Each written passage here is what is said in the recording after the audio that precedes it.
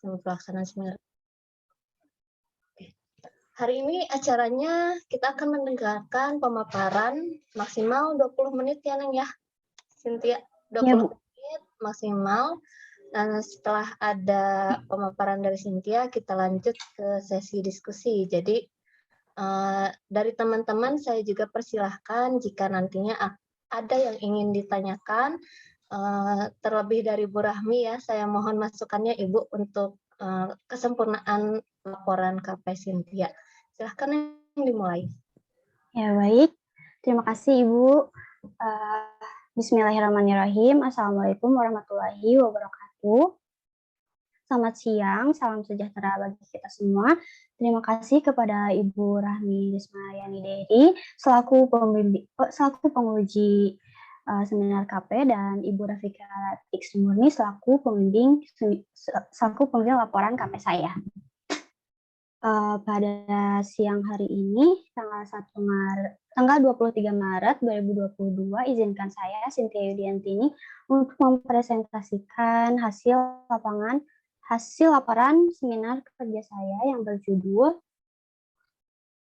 Analyze Project agar sesuai dengan timeline di PT Hasmikro Solusi Indonesia.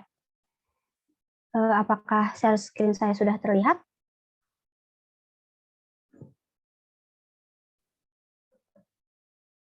Baik, sebentar. Nah, laporan kerja praktek saya berjudul Analyze Project agar sesuai dengan timeline di PT Hasmikro Solusi Indonesia dengan pembimbing kerja praktek Ibu Rafika Latik Sri Murni, STP, MSI, dan dosen penguji Rahmi Rismayani Dery, SPSI, MT. Sebelumnya terima kasih juga kepada teman-teman yang sudah meluangkan waktunya untuk hadir di seminar saya di siang hari ini. Langsung saja, laporan KP saya ini terdiri dari 5 bab. Yang pertama, bab 1, yaitu pendahuluan, bab 2, landasan teori, bab 3, metodologi penelitian, bab 4, hasil dan pembahasan, bab 5, penutup.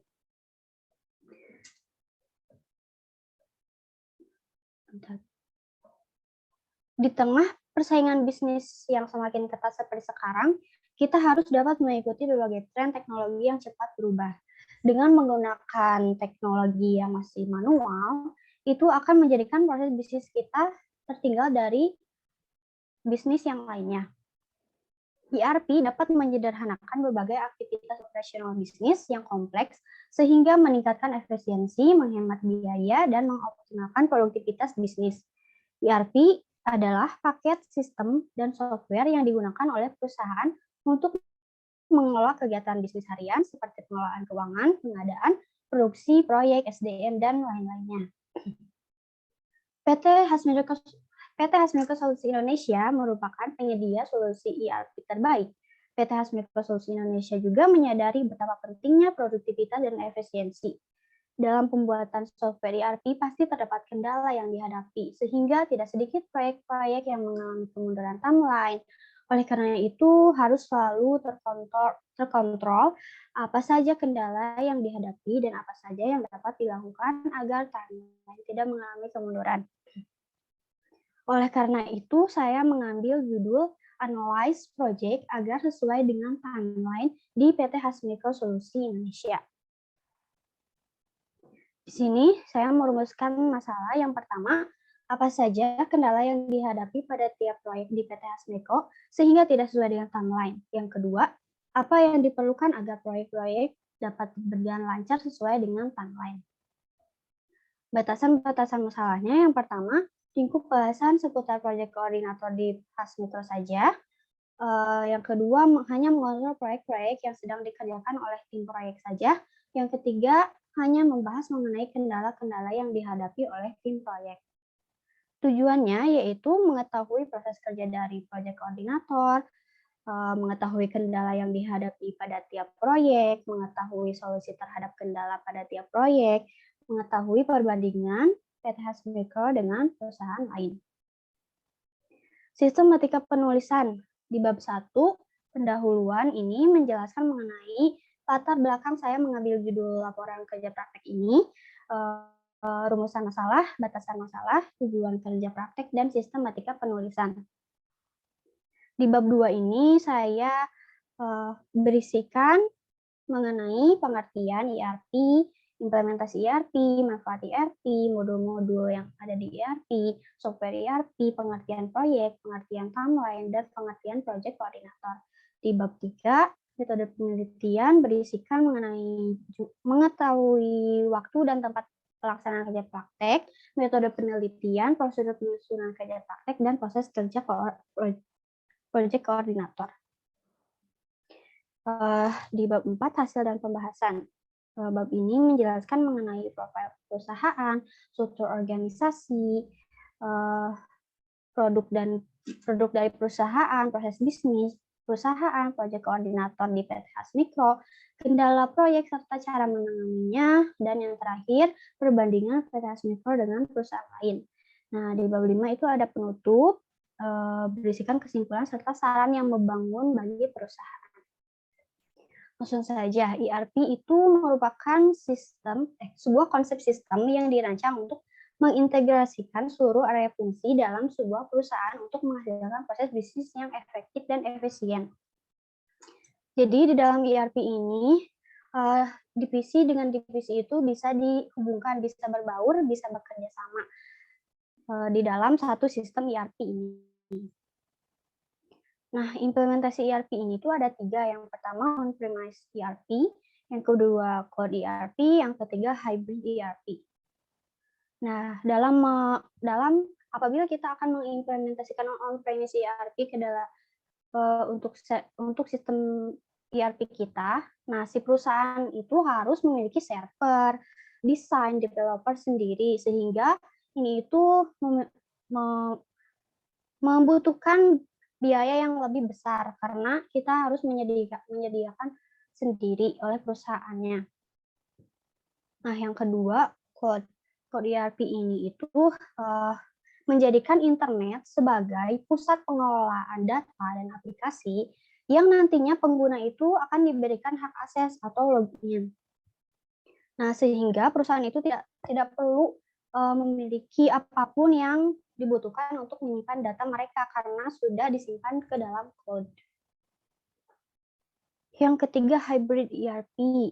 Ini itu kombinasi dari on-premise dan cloud ERP. Nah, manfaat ERP itu yang pertama, mengoptimalkan efisiensi. Jadi, ini itu dapat menyederhanakan berbagai aktivitas operasional yang memakan banyak waktu dan tenaga, seperti halnya pemantauan jam kerja, penggajian, laporan keuangan, semuanya dapat dilakukan secara otomatis. Jadi, dengan ERP ini kita dapat menyederhanakan berbagai aktivitas karena semuanya dilakukan secara otomatis. Yang kedua, meningkatkan kolaborasi. Data yang telah dimasukkan ke dalam sistem ERP yang terpusat dan konsisten akan menentukan gap antar departemen, sehingga kolaborasi antar departemen akan berjalan lancar karena tiap departemen dapat mengakses data dari departemen lainnya. Seperti yang saya jelaskan tadi, jadi dengan ERP ini tiap divisi itu bisa berkolaborasi, bisa saling akses gitu. Yang ketiga, menghemat biaya operasional. Sebagian besar aktivitas operasional diotomatiskan sehingga kendala, gangguan, kerusakan dapat diantisipasi sehingga biayanya pun dapat dihemat. Yang keempat, meningkatkan keamanan data. Untuk mencegah pelanggaran, data ERP memiliki firewall atau untuk mencegah akses yang tidak diinginkan, di mana seluruh data disimpan dalam sistem terpusat sehingga titik akses dapat dimonitor dengan ketat dan keamanannya terjaga. Jadi seperti contoh dulu saya itu, jadi setiap divisi itu memiliki access right, di mana saya itu aksesnya hanya sebagai project koordinator saja. Pada saat saya akan mengubah project yang asalnya draft menjadi running, draft itu projectnya belum berjalan, sedangkan running itu proyeknya sudah berjalan dan sudah melakukan pembayaran. Nah, pada saat saya akan mengubah itu ternyata tidak bisa karena saya tidak memiliki aksesnya. Maka dari itu ERP ini memiliki firewall untuk mencegah akses yang tidak diinginkan. Jadi keamanan datanya itu sangat terjaga. Nah, yang kelima, membuat perakiraan bisnis yang akurat. Hal yang penting bagi kemajuan bisnis yaitu forecast yang tepat. Yang nantinya pemangku kepentingan dalam perusahaan akan bergantung pada laporan untuk membuat forecast yang pada akhirnya yang akan mempengaruhi keputusan yang akan diambil. Jadi dengan ERP ini itu kita akan mendapatkan forecast yang paling tepat. Nah, modul-modul umum yang ada di ERP ini yaitu yang pertama MRP Manufacturing Research Planning. Ini itu fungsinya untuk meningkatkan efisiensi dalam proses manufaktur dalam suatu bisnis seperti perencanaan produk, material routing, pemantauan produksi harian, dan pembuatan bill of material. Yang kedua ada Human Resource Management.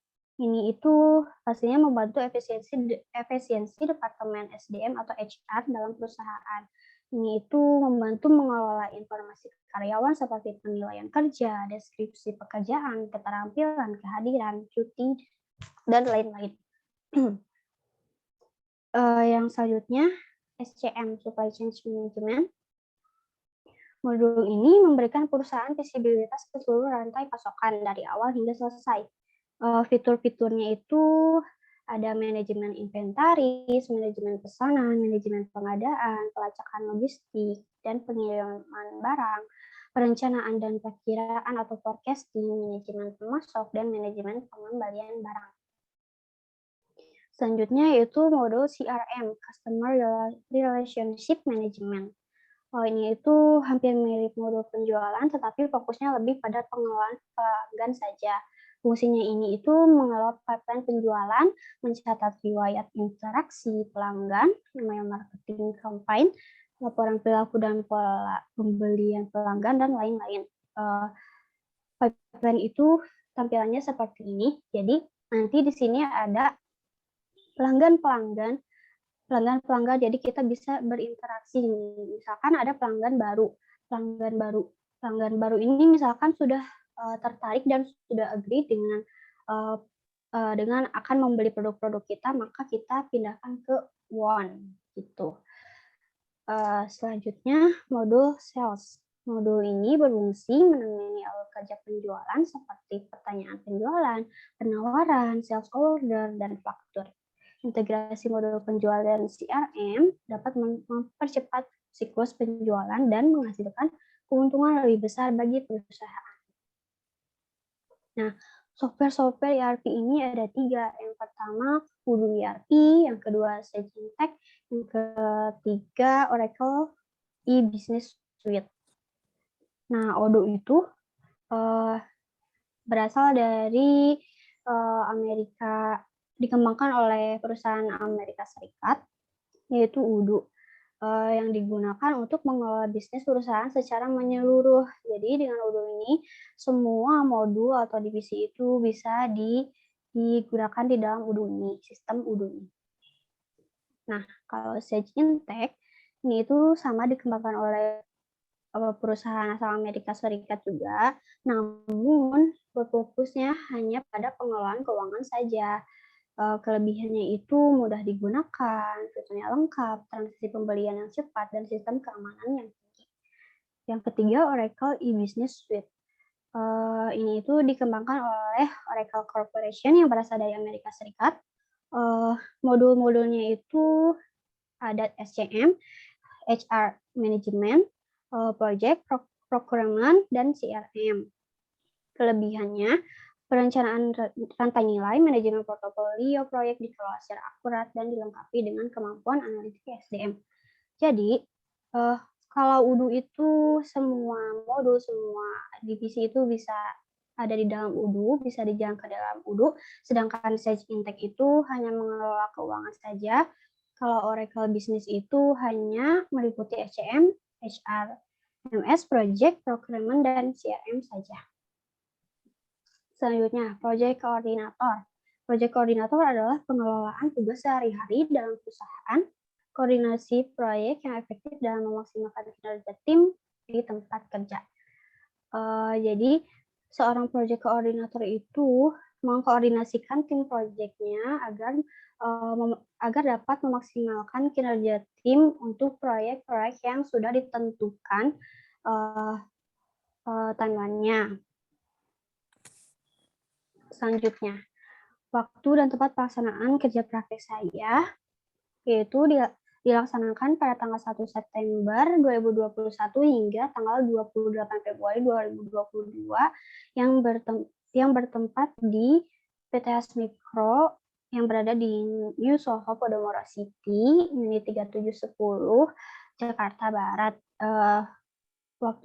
Waktu magang saya selama 6 bulan. Sumber data yang saya gunakan untuk pembuatan laporan ini ada data primer dan sekunder. Data primer ini saya didapatkan dari hasil wawancara dari konsultan dan project koordinator PT Hasbikro, yaitu job desk. Job desk-nya proses bisnis dan proses bisnis perusahaan. Kalau sekunder ini, data utamanya yaitu profil perusahaan, jumlah developer, dan konsultan di PT Hasbikro. Teknik pengumpulan datanya yaitu dengan wawancara dan observasi. Wawancara dengan project koordinator maupun konsultan, lalu observasi langsung ke lapangan apakah betul di make sure lagi apakah betul yang hasil wawancara itu benar-benar terjadi di lapangan atau tidak, seperti itu. Prosedur penyusunan laporan kerja praktek ini saya mulai dengan studi lapangan dan studi pustaka terlebih dahulu, lalu saya merumuskan masalah-masalahnya apa, lalu saya mengumpulkan data-data, lalu saya menganalisa, lalu selanjutnya membuat laporan dan menyimpulkan dan memberikan saran yang membangun bagi perusahaan. Studi lapangan ini dilakukan untuk menemukan permasalahan yang akan diteliti sehingga akan mempermudah data di tahap berikutnya. Jadi saya studi lapangan dulu untuk melihat permasalahan yang ada di perusahaan tersebut. Lalu selanjutnya saya melakukan studi pustaka, mencari landasan-landasan teori mengenai ERP, implementasi, manfaat, modul-modul, software, pengertian proyek, pengertian timeline, dan pengertian project koordinator. Selanjutnya saya merumuskan masalah. Setelah mendapatkan informasi-informasi, lalu saya mengidentifikasi masalah yang akan diidentifikasi adalah bagaimana agar proyek-proyek dapat berjalan sesuai dengan timeline yang telah ditentukan. Lalu saya mengumpulkan data yaitu mengenai proses bisnis, job description, kendala yang dihadapi oleh proyek, dan data sekunder yaitu profil perusahaan, data jumlah developer, dan konsultan. Lalu saya menganalisa kendala-kendala apa ya yang terjadi pada tiap proyek serta bagaimana caranya agar dapat menyelesaikan kendala tersebut agar proyek berjalan sesuai dengan timeline yang telah ditentukan. Lalu selanjutnya saya melakukan pembuatan laporan dari bab 1 pendahuluan hingga bab 5 penutup. Selanjutnya di sini ada proses kerja project koordinator. Yang pertama itu saya melakukan kontrol progres dan kendala tiap proyek terlebih dahulu dengan melakukan meeting dengan project manager dan follow up by group WhatsApp.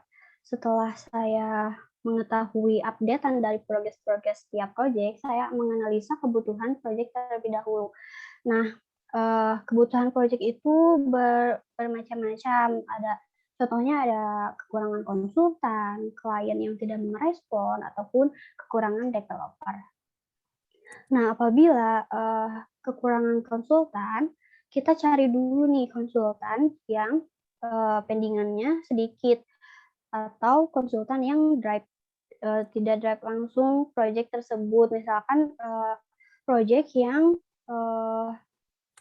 masih proyek yang konsultannya hanya bekerja untuk memfollow up saja, FR-nya sudah ditandatangan atau belum. Nah, biasanya itu langsung dimasukkan ke proyek yang kekurangan konsultan. Kenapa kekurangan konsultan? Karena tidak semua konsultan itu bisa expert dalam modul-modulnya. Misalkan ada proyek yang memerlukan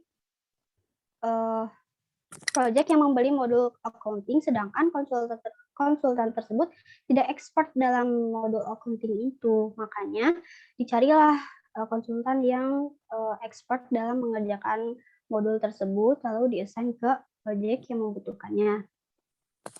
Selanjutnya, apabila terdapat project yang kliennya tidak merespon, ini itu pertama-tama di follow up dulu oleh konsultan. Apabila tidak, langsung kita sebagai project coordinator langsung eskalasikan ke project head untuk meminta bantuan agar project tersebut dapat dibantu oleh project head untuk menghubungi klien tersebut, bagaimana kejelasan proyek tersebut, apakah lanjut atau hold. Apabila masih tidak merespon, akan langsung diberikan surat hold. Yang ketiga yaitu developer. Apabila proyeknya memerlukan developer, kita cari dulu developer yang kosong atau antriannya sedikit untuk proyek yang memerlukan developer. Namun kita lihat dulu nih, tergantung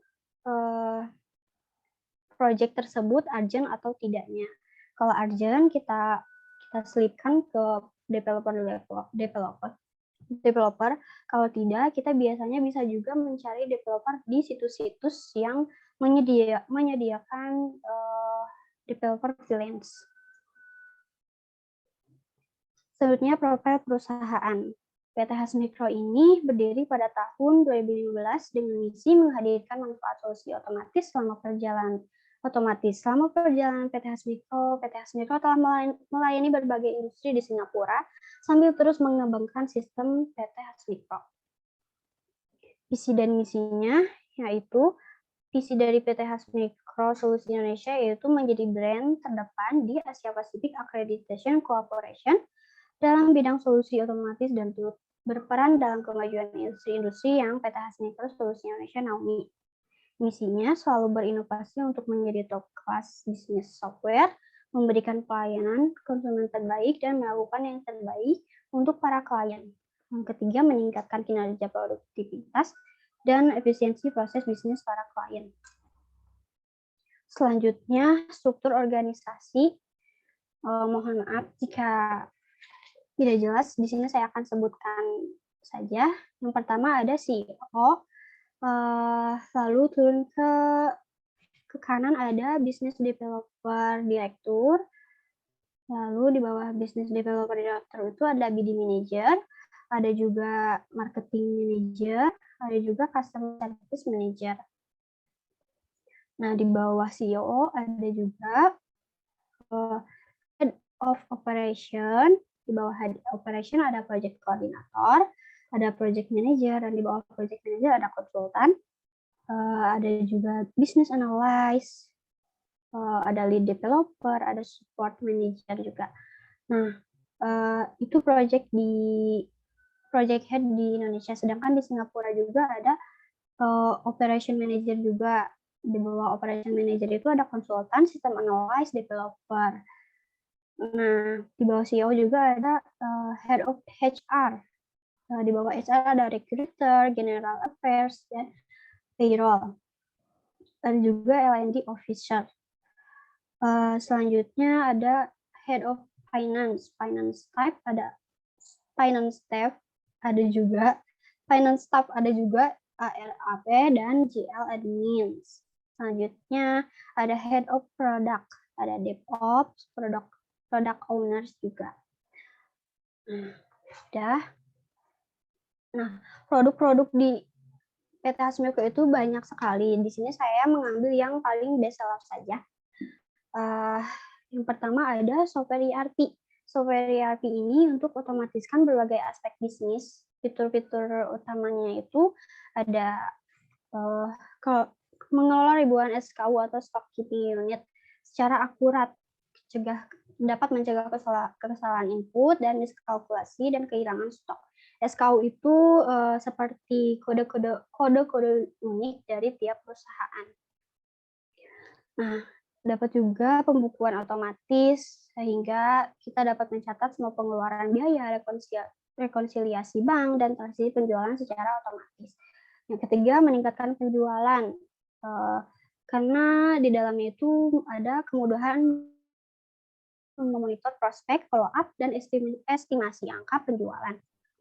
Yang selanjutnya, reorder point mudah karena procurement berjalan otomatis ketika stok mendekati batas minimum ketersediaan, penjualan jadi lebih lancar. Yang selanjutnya, stok open efisien, kalkulasi ketersediaan stok barang secara otomatis, dan pantau keluar masuk produk secara langsung. Yang selanjutnya, kontrol biaya produksi. Ini itu dapat mengontrol seperti pembelian, proses produksi, hingga proses unbound. Manfaatnya, kita dengan ERP Hasmicro ini, kita dapat melakukan pembukuan sederhana karena transaksinya otomatis, akurat, dan buat laporan keuangan dengan satu klik saja. Yang kedua, mengelola berbagai cabang perusahaan dengan mudah, sehingga kita dapat melacak penjualan tiap cabang dalam satu platform yang terpusat. Yang selanjutnya, laporan real time. Karena menggunakan code ERP, jadi pembuatan laporan seputar performa bisnis, kapan, dan di mana saja secara real time. Selanjutnya, bisa dikustomisasi. Jadi, ERP ini dapat disesuaikan dengan kebutuhan tiap perusahaan. Jadi, perusahaan itu dapat membeli modul, mengkostumisasikan modul-modul apa saja yang akan ada di dalam ERP tersebut. Selanjutnya, CRM Leads.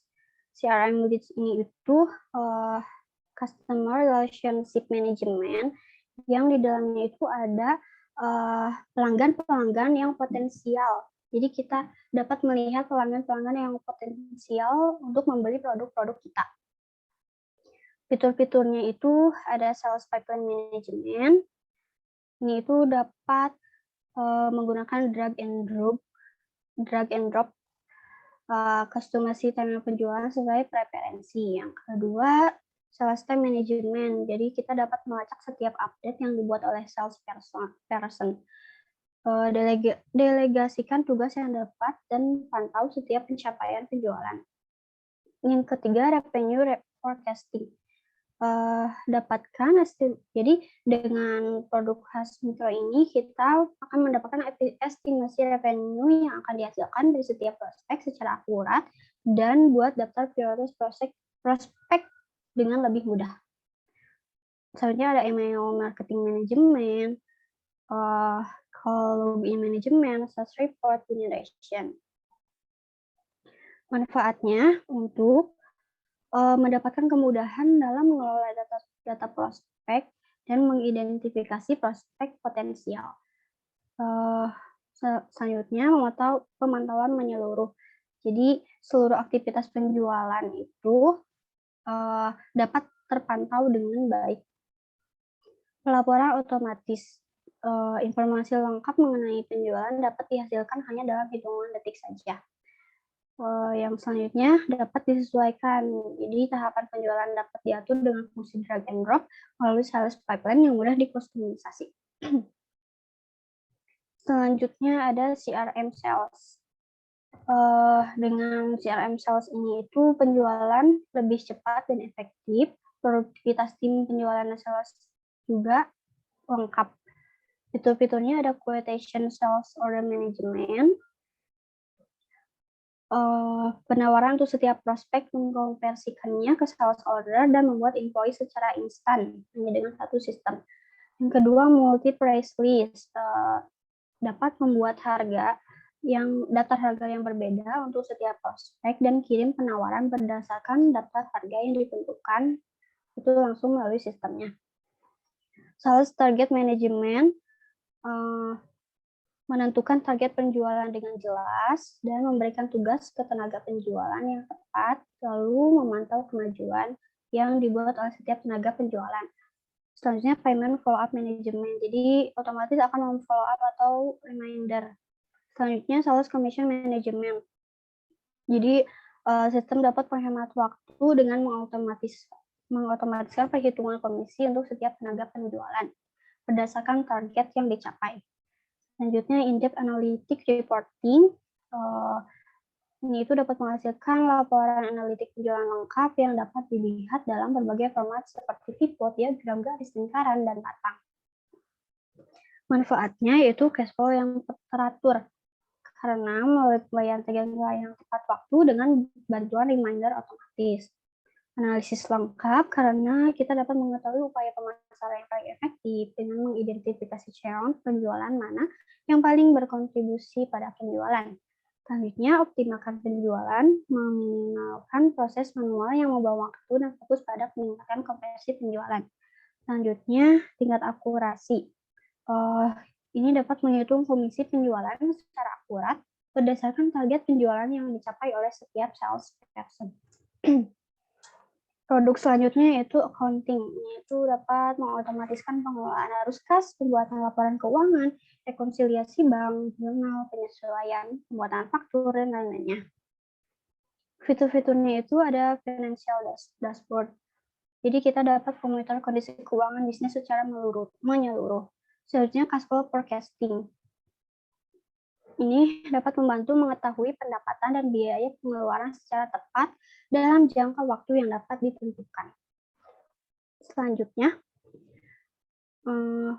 Fast Bank Reconciliation. Aplikasi keuangan hasilnya secara otomatis dan aman mengimpor serta merekonsiliasi seluruh transaksi bank. Selanjutnya, accrual dan amortization. Ini itu untuk meminimalkan human error dengan pencatatan serta perhitungan akrual dan amortisasi secara otomatis yang akurat. Selanjutnya, budget management. Ini dapat mengelola anggaran dengan fitur budget management yang dapat diintegrasikan dengan processing management. Selanjutnya, analytic reporting. Ini itu dapat membuat laporan laba rugi, arus kas, neraca, perubahan modal, dan lainnya dalam hitungan detik saja. Manfaatnya yaitu hemat waktu, akurasi tinggi, real time, dan meningkatkan profitabilitas. Selanjutnya, HR Management.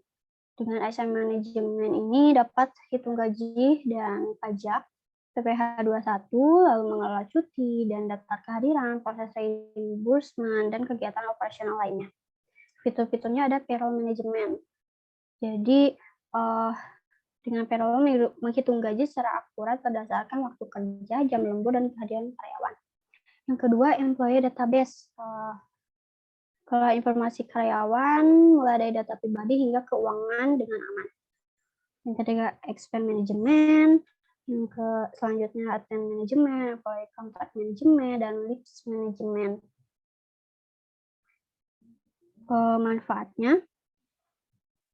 Manfaatnya yaitu pembaruan otomatis. Jadi database karyawan yang diupdate secara otomatis, memudahkan proses mutasi, promosi, dan penerimaan karyawan baru.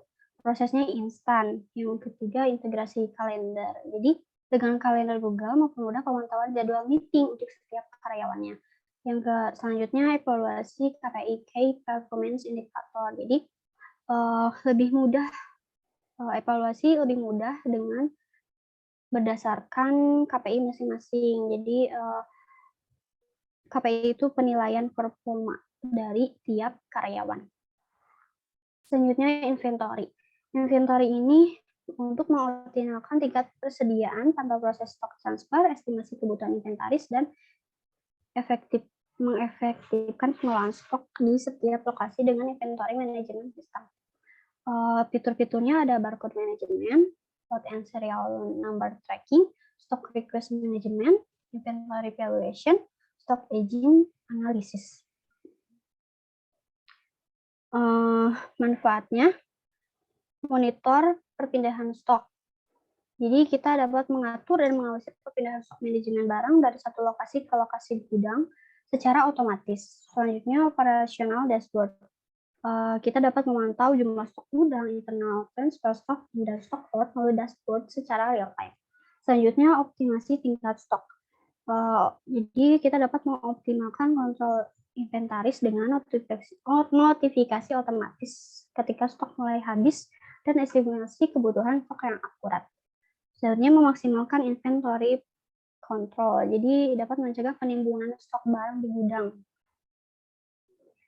Selanjutnya ada procurement, yaitu pengadaan. Jadi dengan procurement ini kita dapat mengontrol biaya procurement menjadi efisien dan mengelola setiap pengajuan pembelian dari setiap cabang. Fitur-fiturnya ada PO, RFQ, dan PR Management. Selanjutnya ada PR Approval Management, online portal for supplier, vendor atau supplier rating, blanket order management, dan cost calculating. Manfaatnya itu yang pertama keterlacakan penuh. Jadi produk yang akan masuk ke gudang itu dapat dilacak dengan mudah dan notifikasinya akan muncul ketika pesanan terkirim maupun pesanan diterima. Biaya procurement terkontrol karena aktivitas procurement lebih terkendali dengan manajemen budgeting dan cost center per departemen atau proyek. Selanjutnya procurement otomatis. Jadi dapat melacak pengiriman dan pembayaran barang dari vendor disesuaikan dengan jumlah barang yang sudah diterima. Selanjutnya penjualan yang produktif. Notifikasi otomatis untuk invoice dari vendor yang belum dibayar untuk meningkatkan efisiensi procurement. Dan yang terakhir yaitu supply chain management. Supply chain management itu untuk mendapatkan visibilitas dan analisis terlengkap untuk kelola produk dan material secara akurat dan didesain untuk mengikuti cepatnya perubahan pasar. Fitur-fiturnya ada inventory management, procurement management, order management, component tracking, return management, dan planning dan forecasting management. Manfaatnya yaitu meningkatkan efisiensi,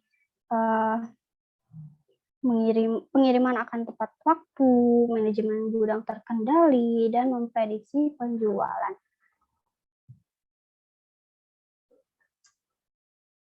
Ini masih ada manufacturing. Yang pertama, perencanaan produksi. Jadi ada perencanaan produksi, analisis biaya, dan yang ketiga terintegrasi IoT. Dalam perencanaan produksi ini kita bisa menetapkan bill of material setiap produk, kita dapat melacak seluruh bahan yang diperlukan, kita dapat menentukan jumlah material hingga waktu ketersediaannya menjadi lebih mudah dengan MRP berdasarkan hasil perkiraan permintaan. Yang kedua dapat menganalisis biaya. Dapat meningkatkan akurasi analisis keuangan bisnis, mengoptimalkan produksi manufaktur, meningkatkan kualitas produk. Selanjutnya, terintegrasi Internet of Things. Maksud dari terintegrasi Internet of Things ini, jadi misalkan di manufaktur itu ada mesinnya itu sudah mendapatkan sensor untuk disambungkan ke dalam jaringan. Jadi dengan terintegrasinya Internet of Things ini, kita dapat mengetahui update produk atau datanya tanpa adanya kita. Jadi akan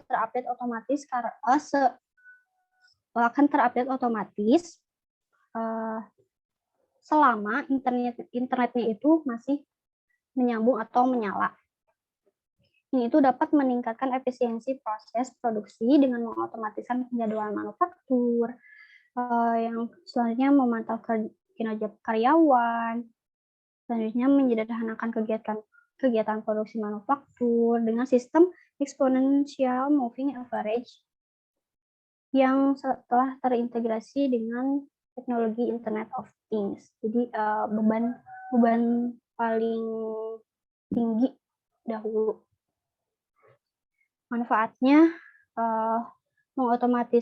mengotomatiskan kalkulasi work in progress, kegiatan produksi menjadi tepat waktu, inventaris dan procurement terkendali, keputusannya juga akan lebih akurat.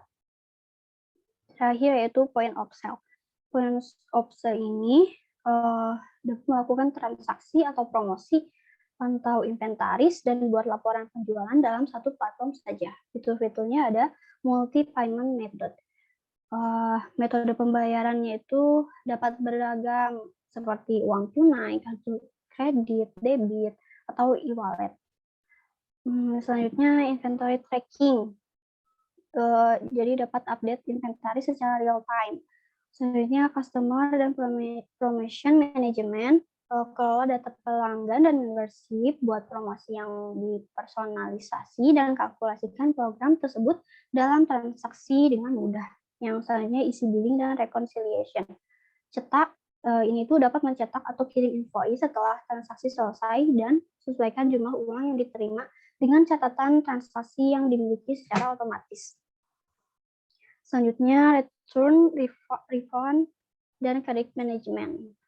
Ini dapat mengatur proses penukaran barang, pengembalian barang, dan cicilan pembayaran sesuai dengan ketentuan. Yang selanjutnya comprehensive reporting, dapat ini itu akan mendapatkan laporan mengenai laba rugi, produk yang paling laku, pola belanja pelanggan, dan lainnya. Manfaatnya yaitu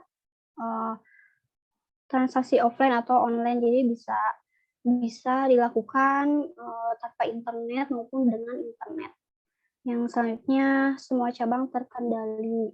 Yang selanjutnya sistem ini berbasis web, jadi dapat digunakan di perangkat apapun selama terkoneksi internet. Selanjutnya data analitik lengkap, karena dengan data yang tersentralisasi dapat meninjau performa bisnis melalui tampilan analitik yang lengkap. Proses selanjutnya yaitu proses bisnis perusahaan. Proses bisnisnya yaitu yang pertama, tim digital marketing akan memasarkan produk melalui sosial media maupun website hasmikro.com. Selanjutnya customer akan menghubungi customer service lalu dilayani dengan baik. Lalu selanjutnya akan diarahkan ke BD. Selanjutnya, apakah proyek tersebut sudah melakukan pembayaran? Jika belum, proyeknya akan di-hold terlebih dahulu. Jika sudah melakukan pembayaran,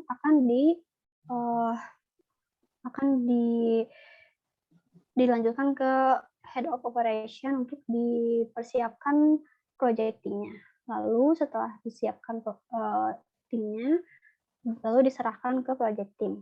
Nah, di sini ada juga produk tim, di mana nanti produk tim ini akan mendevelop apa yang paling banyak ada di bisnis development tersebut. Ini secara detailnya. Jadi, nanti tim digital marketing itu mempromosikan produk dari PT Hasmikro terlebih dahulu melalui sosial media dan website. Nah, lalu di sana ada tertera kontak customer service yang akan melayani customer. Selanjutnya, tim BD akan melakukan briefing terlebih dahulu nih dengan klien yang sudah tertarik dengan produk kita untuk mendapatkan informasi yang lebih detail melalui data customer, perusahaannya, permintaan apa saja yang customer inginkan, paket atau modul apa saja yang dibeli, function dari modul yang dibeli. Lalu di dalam juga ada perkiraan timeline dari requirement gathering hingga go live. Yang informasi itu nantinya akan dicantumkan ke dalam SDD atau sales briefing document. Selanjutnya product team. Tim produk itu akan selalu mengembangkan softwarenya, pasti akan selalu mengembangkan software dengan ini itu mengetahui keinginan customer itu melalui BD. Jadi BD itu akan discuss nih apa saja keinginan customer paling banyak yang nantinya akan menjadi dikembangkan oleh Hasmikro sendiri, menjadi produk Hasmikro sendiri. Selanjutnya payment atau finance. Jadi apabila sudah melakukan pembayaran, tim finance akan menginformasikan yang sudah melakukan pembayaran ke BD maupun ke head of operation bahwa customer tersebut sudah melakukan pembayaran sehingga proyek tersebut dapat dikerjakan oleh tim project. Selanjutnya, tentunya head of operation akan menyediakan tim yang akan di-assign ke project. Dalam satu tim itu terdiri dari project manager, consultant, dan developer. Selanjutnya, project team. Setelah mendapatkan arahan untuk menghandle proyek tersebut, tim proyek akan mengatur jadwal kick-off meeting dengan klien yang nantinya akan ditemani oleh BD dan Head of Operation. Kick-off meeting itu isinya yaitu hanya perkenalan saja, perkenalan antar dua perusahaan, yaitu Hasmiko sendiri dan yang kedua perusahaan customer-nya. Selanjutnya, antar project manager. Jadi antar project manager, konsultan, dan developer itu akan bekerja sama untuk menyelesaikan project dari tahap kick-off. Kick-off itu meeting perkenalan. Selanjutnya requirement gathering itu kita meeting permintaan apa saja yang nantinya akan dicantumkan ke dalam FRD. Lalu selanjutnya tahap FRD sign. FRD sign itu FRD yang sudah disetujui oleh customer. Apabila sudah disetujui, tidak dapat diganggu gugat lagi, tidak boleh ada penambahan function lagi. Selanjutnya ada development. Development ini untuk mengkustomisasikan, untuk mengembangkan apa saja yang tertera di dalam FRD. Apa saja permintaan customer. Selanjutnya yaitu ada UAT, user accept testing, yaitu jadi usernya itu akan metes softwarenya sudah sesuai dengan permintaan mereka atau belum. Selanjutnya ada training. Kita juga menyediakan training di mana customer akan di-training oleh tim kita sampai dapat menjalankan operasi software tersebut sehingga go live itu sistemnya sudah dapat digunakan. Selanjutnya, project koordinator di PT Hasmiko apa saja sih tugasnya? Yang pertama, pastinya tugasnya itu mengontrol progres terlebih dahulu. Lalu yang kedua, kita melakukan meeting dengan project manager di hari Senin dan meeting dengan CEO di hari Selasa. Selanjutnya, tugasnya itu mau follow up di grup WhatsApp setiap hari Jumat.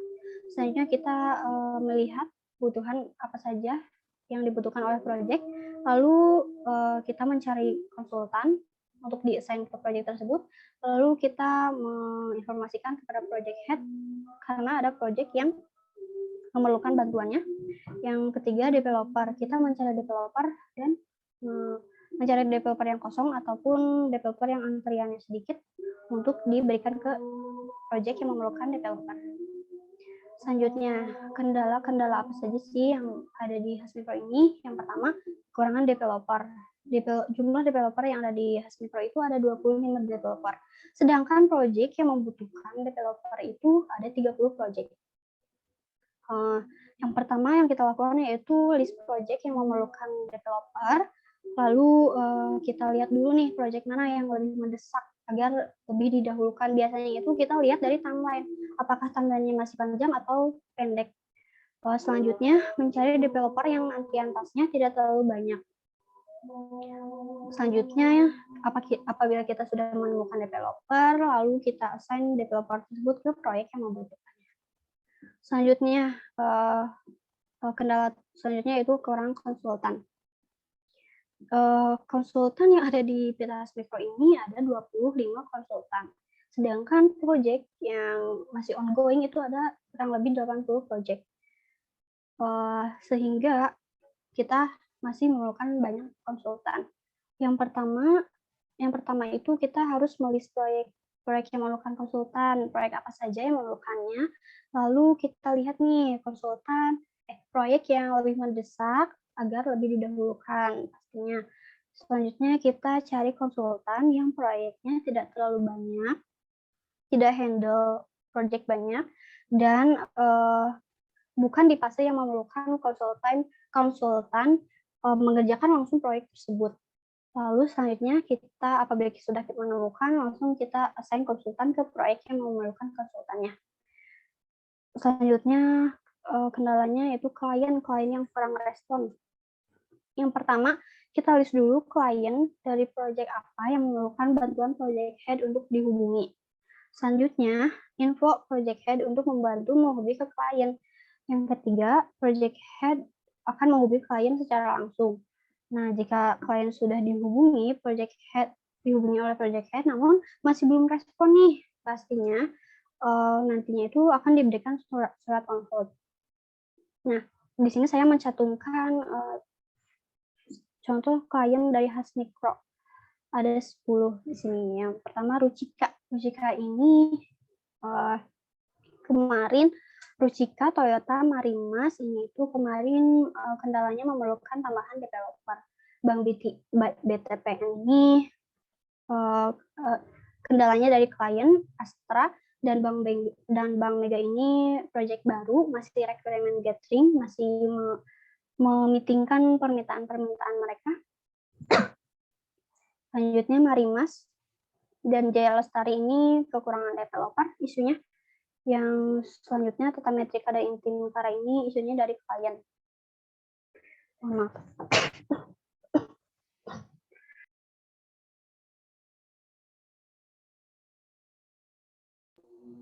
Isunya dari klien yang kurang respon.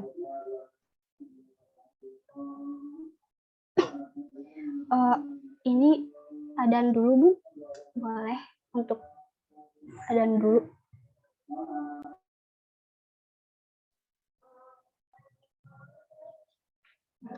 Ya, sebenarnya waktunya sudah habis ya. Panjang sekali penyampaiannya, Cynthia. Masih berapa banyak? Ini terakhir, Bu.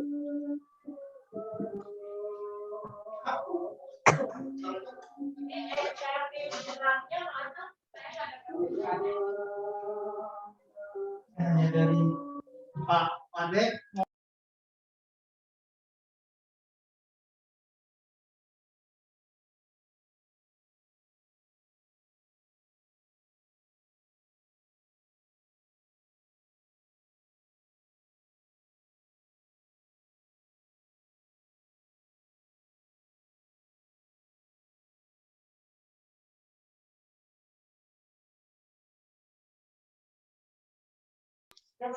Ya, silahkan dilanjut, Cynthia. Saya ini azan di sini sudah selesai. Baik, Bu. Lanjut saja. Selanjutnya, ya. Selanjutnya perbandingan dengan perusahaan lain. Di sini saya membandingkan perusahaan Mikro dengan PT XYZ. Modulnya itu kalau PT Mikro ada 40 modul, sedangkan PT XYZ ada 30 modul. Usernya itu kita unlimited user, sedangkan PT XYZ itu usernya terbatas. Selanjutnya multi company, kita mendukung beberapa perusahaan dalam satu sistem. Sedangkan PT XYZ tidak mendukung beberapa perusahaan dalam satu sistem. Selanjutnya project support. Kalau di Hasmikro itu support itu artinya project yang sudah go live atau sistem sudah digunakan oleh klien. Itu kita tidak tidak usah membayar kembali, tidak usah membayar kembali. Sedangkan di PT XYZ itu tergantung harga, ada VIP, ada reguler gitu. Kliennya itu ada 250, sedangkan PT XYZ ada 1000 lebih klien. Nah, kesimpulan proses kerjanya itu yang pertama mengontrol proyek, selanjutnya menganalisa kebutuhan proyek, mengetahui kendala, selanjutnya memberikan kebutuhan apa saja yang membantu proyek agar on track dengan timeline, yang selanjutnya kendalanya itu yaitu kekurangan developer, kekurangan konsultan, dan klien yang tidak merespon. Nah, selanjutnya caranya itu apabila kendala yang terjadi pada proyek harus langsung ditangani, yaitu agar meminimalisir proyek mengalami kemunduran timeline dengan segera memberikan kebutuhan yang diperlukan tiap proyek. Dan yang terakhir, hasil perbandingan menunjukkan bahwa PT Hasmikro lebih unggul dibandingkan PT XYZ. Sarannya, yaitu saya menyarankan untuk menambah jumlah karyawan, khususnya developer dan konsultan. Yang selanjutnya yaitu saya memberikan saran untuk menaikkan rate untuk developer karena saya kesulitan untuk mendapatkan developer karena rate-nya rendah. Selanjutnya,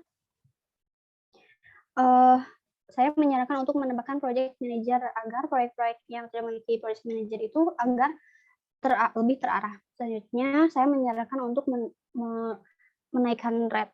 Oh, itu sudah tadi. Menaikkan rate developer. Sudah selesai, Bu. Terima kasih. Ya, terima kasih atas pemaparannya yang sangat jelas ya dari Cynthia. Oke, ini salah satu alasan kenapa presentasi kita batasi 20 menit ya. Jadi biar Cynthia-nya juga nggak batuk-batuk. Supaya presenternya nggak batuk-batuk. Oke, mohon maaf ya atas kelebihan waktunya. Selanjutnya saya mohon masukan dari penguji dari Ibu Rahmi Rismayani Dery untuk kesempurnaan laporan KP Cynthia Yudiantini. Mangga Ibu Rahmi. Iya, terima kasih Bu Rafika. Assalamualaikum warahmatullahi wabarakatuh. Waalaikumsalam warahmatullahi wabarakatuh. Halo Cynthia. Halo Bu. Ya, Cynthia magang di sana dikasih mes atau cari sendiri? Saya kebetulan ada saudara Bu dari sana, jadi saya ikut saudara. Tidak ditentukan mesnya, tidak diberikan. Oh, ya. Dapat tunjangan apa aja dari sana, Cynthia? Kalau dari perusahaan tidak ada, karena sepenuhnya saya diberikan oleh Kemendikbudnya sendiri, Bu. Dari Kemendikbudnya sendiri. Iya, betul. Itu untuk biaya apa saja? Itu uang saku saja, Bu. Semuanya. Jadi tidak ada untuk akomodasi yang gitu-gitu tidak ada. Oh, tidak ya? Ya. Ya. Terus pulang ke Bandung berapa minggu sekali? Karena saya kebanyakan WFH, jadi ke Jakarta kalau disuruh WFH saja, Bu. Jadi H-2 saya dikasih tahu kita akan WFO besok gitu, baru saya berangkat gitu, Bu. Oh, WFO biasanya berapa lama? Seminggu itu 1 kali. Seminggu 1 kali. Tapi Jadi tidak menentu. Iya. seminggu 1 kali ya? Iya, tapi tidak menentu gitu. Oh, tapi tidak menentu. Iya. Nah, kalau Cynthia di bagian apa di sana? Di bagian project koordinator. Project koordinator. Rincian tugas atau job desk Cynthia di sana apa saja? Di sana saya melakukan mengontrol proyek-proyek, Bu. Jadi agar proyeknya itu tidak mengalami kemunduran yang sangat mundur gitu, Bu. Jadi kita mengontrol proyek-proyeknya apa saja kendalanya. Jadi apabila kita sudah menemukan kendalanya, lalu kita berikan kebutuhan-kebutuhan yang dapat meng-on-track-kan proyek tersebut sesuai dengan timeline. Itu, Bu. Kebutuhannya itu berupa konsultan dan developer sih, Bu, yang seringnya. Nah, kalau di WFH apa yang dilakukan kalau tidak di tempat ya? Sama saja sih, Bu. Sama saja, Bu. Koordinasinya lewat apa kalau WFH? WFH melalui kontak WhatsApp di grup internal, Bu, biasanya. Ada grup internal. Ya. Nah, kalau untuk WFO apa saja yang dikerjakan biasa? WFO sama saja sih, Bu. Cuman koordinasinya itu lebih cepat, jadi kita bisa sebelahan sama konsultan yang memerlukan developer gitu, Bu. Kalau WFO. Ya. Nah, sekarang judul KP-nya mengapa mengambil judul ini? Mungkin permasalahannya banyak sekali atau hal yang bisa diambil di perusahaan PT tersebut banyak. Kenapa mengambil judul ini atau tertarik dengan judul ini? Karena masalah yang sering saya temui ini yaitu kekurangan developer, kekurangan konsultan, dan klien yang tidak respon. Makanya saya mengambil judul Analyze Project agar sesuai dengan timeline, karena projectnya ini sering mengalami kemunduran timeline, Bu. Seperti itu. Ya. Dampak apa yang ditimbulkan dari apabila sering mundur dari timeline atau dari target projectnya? Salah satunya salah satunya ya pastinya dari kliennya, Bu.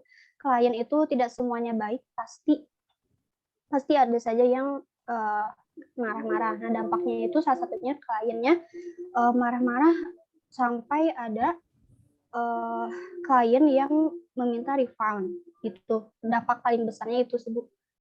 Klien meminta refund kalau proyeknya itu tidak berjalan sesuai dengan timeline yang sudah ditentukan dan sudah disetujui oleh kedua belah pihak. Minta refund. Biayanya berapa untuk program ini? Biayanya karena saya tidak di tim finance atau apa, tapi saya sering mendengar biaya-biaya ini itu kurang lebih 100 juta gitu, Bu, untuk satu sistem itu. Satu program sistem Iya. 100 juta gitu. Iya. Itu berbeda harga tiap ERP, berbeda kan, ada yang keuangan, Iya, ada iya. itu berbeda-beda Berbeda. harganya. Iya, berbeda-beda, Bu. Berbeda-beda. Berbeda-beda. Iya. Itu sistemnya gimana? Itu per program atau ada fee per bulannya, development dan sebagainya, atau bagaimana itu? Mohon maaf, bagaimana, Bu? Yes, sistemnya itu bagaimana? Jadi, sistem softwarenya, Bu. Sistem pembayarannya apakah hanya pertama saja atau kedepannya ada development harus membayar lagi dan sebagainya? Jadi sistem pembayarannya itu yang pertama FRD harus bayar terlebih dahulu. Kalau sudah lewat FRD, development harus bayar lagi. Jadi tidak sekaligus dibayar 200 juta, 100 juta, tidak seperti itu. Jadi pembayarannya itu yang pertama FRD, yang kedua development, yang ketiga training, Bu. Seperti itu pembayarannya. Oke. Nah, tadi ada kendala-kendala kan, kendala-kendala yang ditimbulkan dampak negatif dari lewatnya timeline yang telah ditentukan ya. Nah, itu sebaiknya dimasukkan ke dalam latar belakang sehingga judul ini urgensi untuk dibahas gitu. Jadi sebaiknya dimasukkan ke dalam latar belakang. Jadi diceritakan di sini ada kendala dan dampak dari kendalanya itu apa? Dampak negatif yang ditimbulkan bagi perusahaan apabila tidak cepat ditangani, kan seperti apa? Misalkan seperti tadi kan, kesulitan refund, terus hilang kepercayaan kan, otomatis menurunkan keuntungan dan sebagainya kan. Nah, coba ceritakan di dalam latar belakang ini sehingga ini memiliki urgensi untuk dilakukan pembahasan laporan ini. Ditambahkan. Oke, di sini selanjutnya saya melihat ada rumusan masalah ya. Rumusan masalah di sini apa yang diperlukan? Yang nomor 2 ya saya bacanya. Apa yang diperlukan agar proyek-proyek dapat berjalan sesuai dengan timeline. Nah, di sini antara rumusan masalah dan tujuan masalah, di sini ada perbedaan. Kenapa dibuat berbeda? Rumusan masalah. Coba dilihat rumusan masalah. Nah, kalau dua perumusan masalahnya coba dilihat. Nah, itu nomor 1 itu sudah dibahas ya. Nah, nomor 2, ya. Apa jawabannya? Karena tadi nomor 2 tadi yang Cynthia bahas tujuannya ya. Di tujuan itu ada 4 tujuan. Sehingga itu dibahas. Sedangkan di perumusan masalah itu ada 2 dan yang satunya berbeda pertanyaannya, berbeda pembahasannya. Kalau yang nomor 2 ini menjawab yang Ibu. Gimana? Yang list project terlebih dahulu. Sebentar, Bu. Nah, ini, Bu. Ini caranya. Menjawab yang ini, Bu.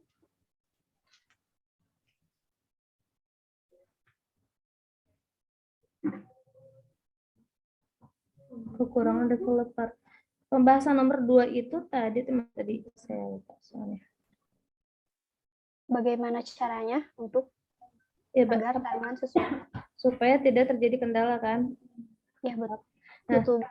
Jadi sebaiknya supaya itu disinkronkan ya. Jadi misalkan perumusan masalahnya itu 4, tujuan masalahnya itu tujuannya itu 4 juga. Jadi sudah tercover. Jadi ada sinkronisasi dari awal sampai dengan ke bawahnya gitu ya. Baik. Jadi disinkronkan dari perumusan masalah ke tujuan sampai ke kesimpulan. Sebaiknya seperti itu. Ya. Baik, Bu. Terima kasih, Bu. Mungkin dicukupkan dari saya. Terima kasih Bu Rafika. Mangga silakan. Terima kasih, Bu.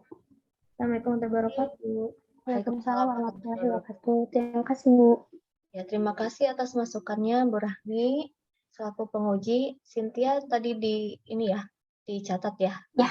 Dan dari Bu Rahmi nanti kita diskusikan lagi. Ya. Kepada teman-teman yang hadir di sini mungkin ada yang mau ditanyakan atau didiskusikan kepada Teh Cynthia?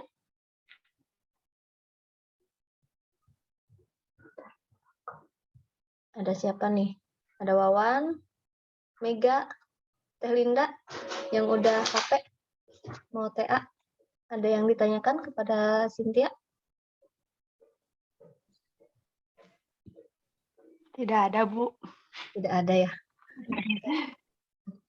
Saya rasa cukup ya, cukup pemaparan seminar KP atas nama Cynthia Yudianti ini hari ini.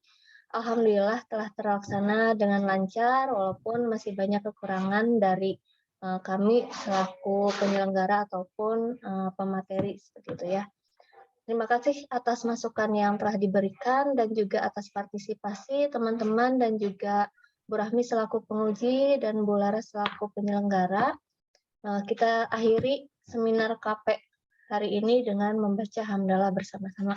Alhamdulillah. Alhamdulillahirabbil alamin. Semoga setelah terlaksananya seminar KP, Cynthia menjadi lebih semangat lagi ya untuk menyelesaikan laporan KP-nya, lalu lanjut ke menyelesaikan seminar proposal tugas akhir. Oke. Kita beri applause dulu untuk kegiatan hari ini, tapi nggak ada suaranya.